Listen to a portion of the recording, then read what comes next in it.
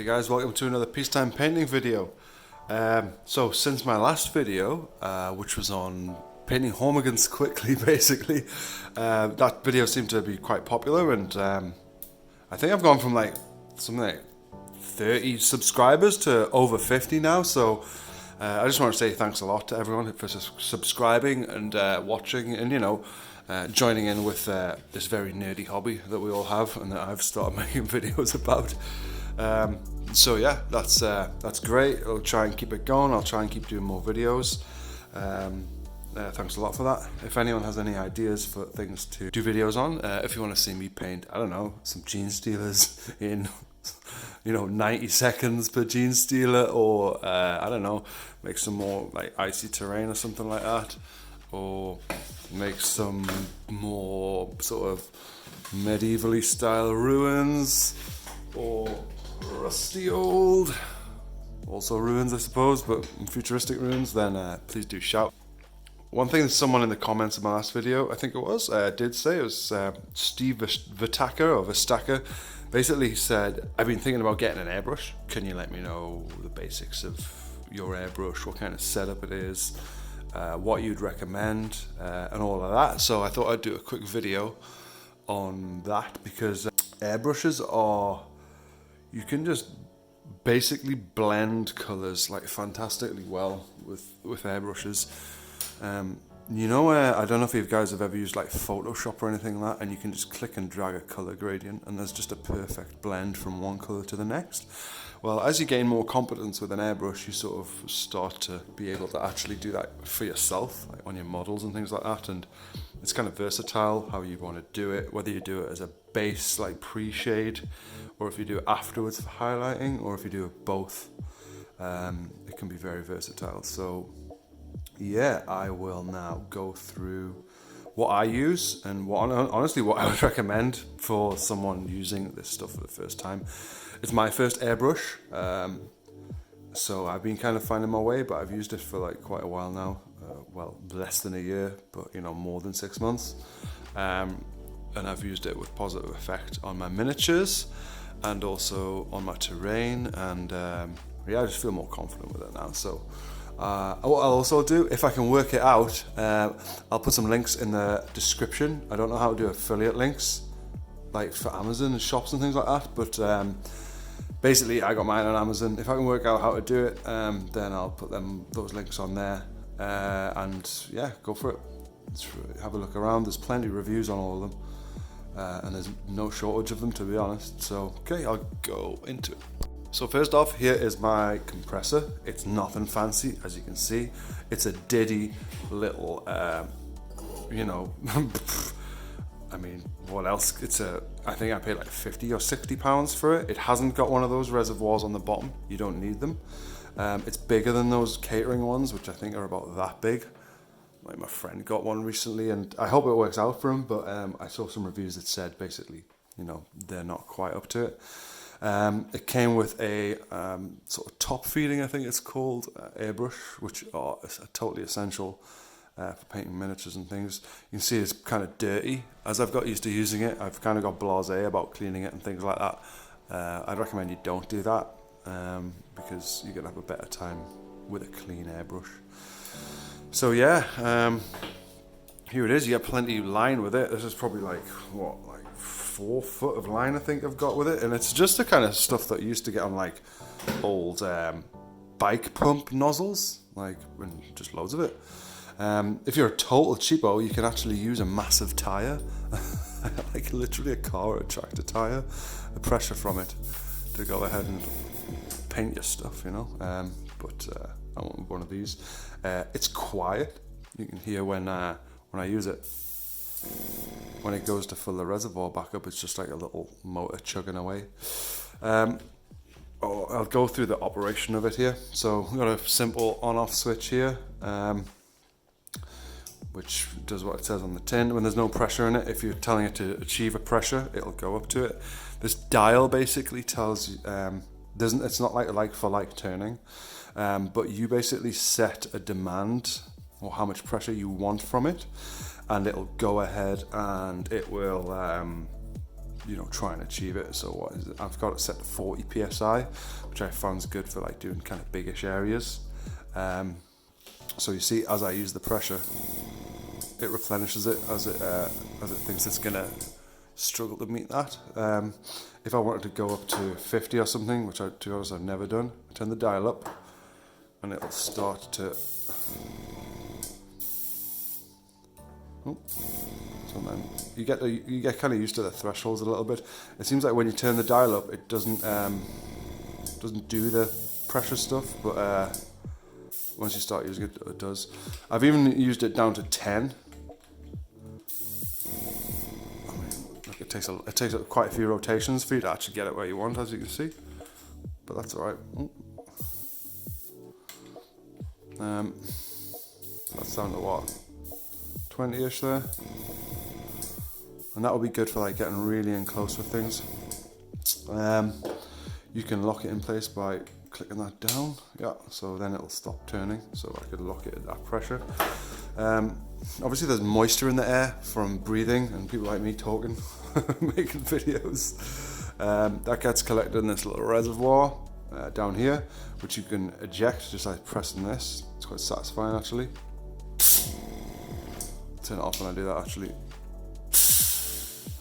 I don't know if you can see on the table, but it's left some moisture there. So that's how you get rid of the moisture from, so it doesn't sit in your compressor. It's got a handy little handle for if you ever want to move it around. It's got these rubber, what they call feet. They kind of dampen some of the sound. I've even sat it on polystyrene before just to dampen the sound even more, and that worked. So yeah, that's the compressor, which is fine. It comes with a cheapo actual airbrush. I mean, I think this is like a £5-10 airbrush. You can get them for hundreds. I mean, you can get anything for hundreds if you want to pay that much money, don't you? People are more than happy to take your money if you want to pay. I definitely recommend before you use it, take it apart and get familiar with it, because it's not straightforward. It's definitely going to clog as soon as you start using it. And it's probably better for it to clog when you know how to take it apart, rather than you to like take it out, play with it, it clogs, and then you're downhearted because it has inevitably clogged, and it's just this dirty thing that you don't understand, covered in paint. I used to clean mine frequently, but again through just repeated use I've become blasé, and it's dirty and it kind of clogs a little bit now, but it's not like unusable, to be honest. It's alright. Honestly, they were a kind of thing that I was a little bit like scared of, I suppose. It was like, you know, a leap to go and get an airbrush. But I just got one and then got used to it and watched some videos, and it's absolutely fine. There's a lot of very good painters use these, and they are very open with their experience of doing well with them.